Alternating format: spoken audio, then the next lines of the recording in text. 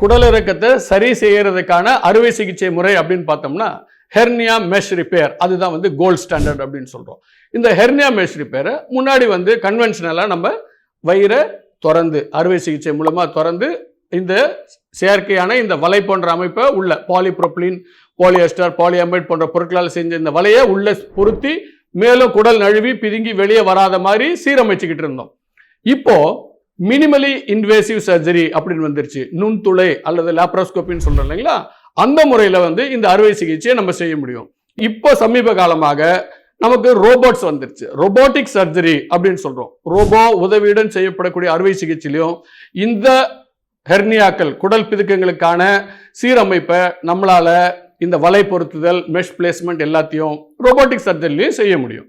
ஆனால் ஹெர்னியாக்கு மருந்து மாத்திரையில் நம்ம சரிப்படுத்த முடியாது. அறுவை சிகிச்சை தான் சரியான ஒரே வழி அப்படிங்கிறத நம்ம தெரிஞ்சுக்கணும்.